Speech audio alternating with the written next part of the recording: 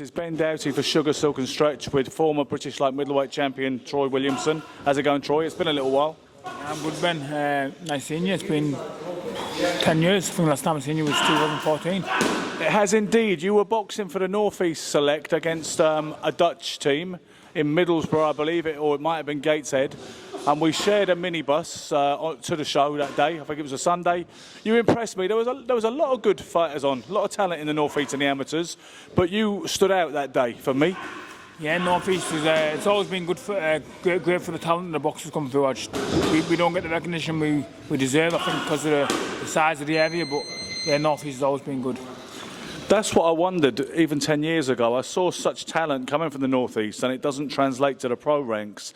And it's fair to say that you're one of the relatively few who has come over and become a name and a television platform fighter. Yeah, there's myself, there's obviously the likes of Savannah Marshall. She's there from the North East. The McCormack twins have just poking through now and they're making noise. But there's plenty of noise in the North East now, and I think the fighters that I have in the North East, I think, are going to go on and do great things in the sport. Things changed in your career. The path changed back December 2022 with a loss to a revitalised Josh Kelly. Since then, you've gotten a 6-round win and then lost a couple of tough fights to Ajarko and Ishmael Davis in their respective backyards. Are you mindful now to not let the game use you as that name opponent with a little bit of name value? Yeah, of course, and obviously I know my worth. I know why I lost them fights. Well, I've moved to 160 now, and I'm ready to get the ball rolling in my next fight and ready to rock and roll and push on for bigger and better things. I suppose you won't know until you fight at 160, but I do believe in the 6th rounder, I think you weighed as much, or it could have even been the Ajarko fight. I think you weighed as much as 158 that day.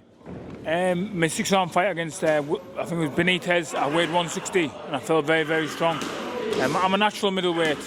If I wanted to, I could probably compete at super middleweight. I've sparred the best at super middle, and obviously what's around at domestic at super middle. I'd be very confident in winning most of them bouts. So yeah, I'm a natural 160, and people are going to see the best of me at this weight. You look like a super middleweight as you sit before me today. How difficult was it to boil down to 154 pounds, 11 stone? Very, very difficult, very hard. Didn't have much life. Very miserable. I wasn't happy. No sex drive, and then no testosterone. It was very, very hard. But I think the only reason I stayed at 154 is because I kept on making it. This is the blessing in disguise. When I failed the way against Ishmael Davis, that was basically a telling point to say my body can't do it no more. Yeah. So, what would you typically eat in a day when you're in camp, when you're getting near to the fight night? Very little, to be fair. I don't advise nobody to do that and kill themselves to make weight, because luckily enough, obviously nothing really bad happened to me. Obviously I know I failed the weight and I had a bit of problems doing the weight. But yeah, if anybody that's struggling to make weight or finding it hard, I think it's time to move up, because yeah, it's not healthy, and it's, like you say, it's not good on the outside. So we're at Churchill's boxing gym today, where you've been spending a week down in London sparring. Are we at liberty to say who you've been sparring, or would you rather not say? Yeah, I've been sparring Chris Eubank Jr. He's boxing a week before me, so it's great prep for both of us. It's great for me, and it's also great for him, giving him some great work. He's sparring today, tea time, and yeah, he's looking good, he's looking sharp. So he's boxing on the Riyadh season card, the undercard of Beterbiev versus Bivol. Tell us about your date on the 19th. Yeah, I'm boxing the 19th of October in Dubai.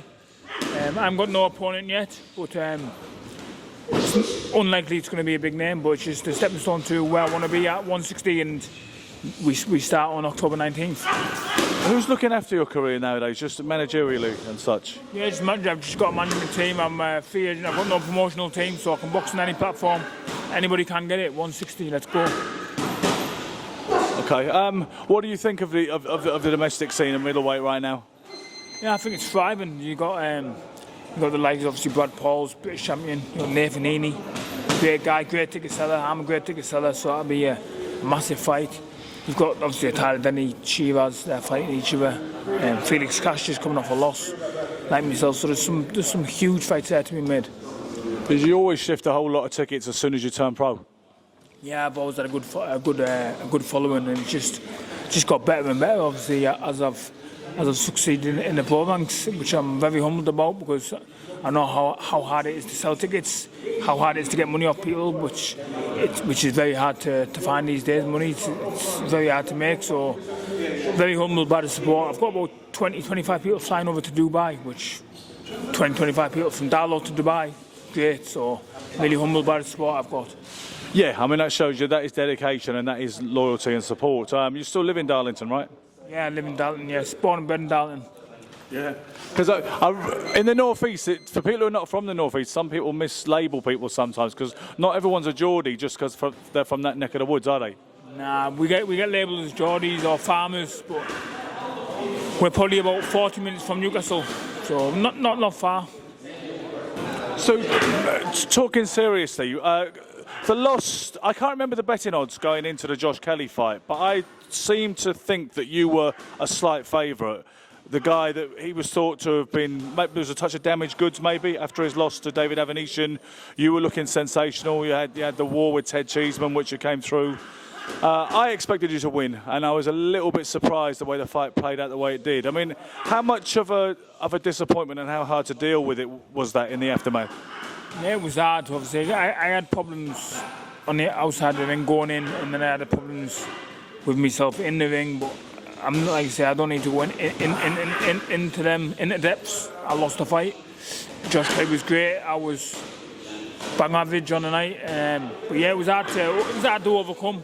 We're both from the North East. I label it as King of the North. Yeah. Hyped up the fight, sold out. I pretty much sold out that arena.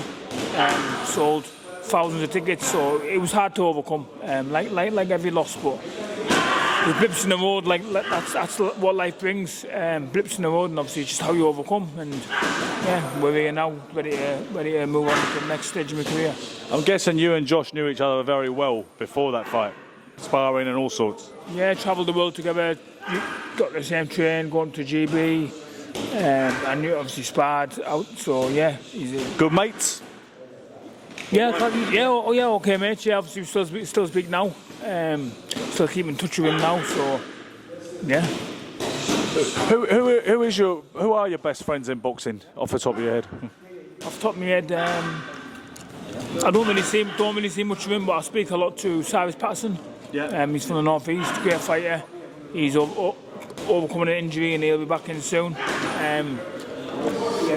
Best friend in boxing, Little John Mafosa. We train together quite a bit. Bobby Dalton, my stable mate.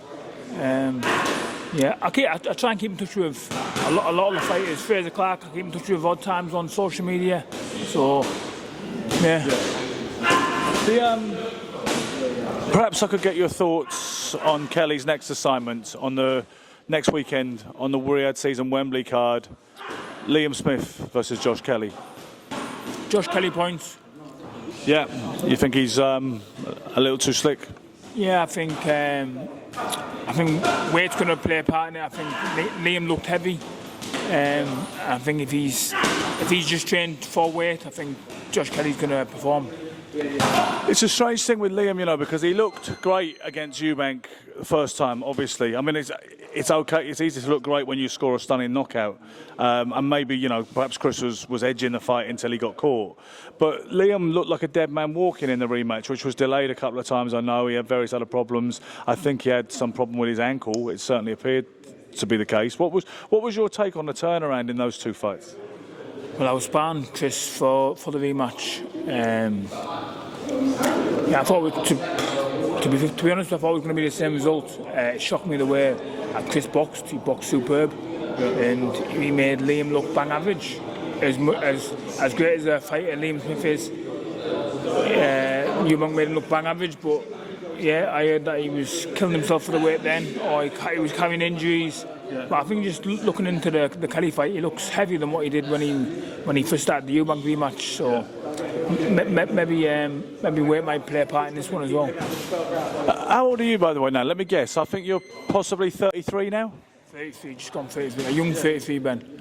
Well, see, to me it seems young anyway, because when I was 33, I thought I was old. Obviously, these days, I look back on it. I'm 54 now, and I look back and I think that was so young, you know. So, I think fighters are lasting a little bit longer nowadays. Do you not think? A lot of them. Yeah, well, like I live the life. Obviously, if you live the life, yes, I live the life. I started boxing late, so I wouldn't really say I've had no miles on the clock. I've had a couple of tough fights, yeah, but no miles on the clock. What age were you when you started amateur? I had my first amateur fight 17. So yeah, it's pretty late, but yeah, I feel good. I feel more energised. I feel more full at this weight. So. Most fighters are in shape outside of the heavyweight division. Most fighters are default in shape, but you always look particularly sensational and enviably ripped all the time. Is that? I mean, are you really disciplined outside of camp as well? I see you on holiday and you've got like a 10-pack or whatever all the time. What's the secret to that, Troy? I could be overweight and out of shape and still have abs. I'm just blessed with abs, yeah. But I'd like to say I don't go out drinking, don't party, things like that. Do like a bit of a chocolate now, like a bit of chocolate now and then. But who doesn't?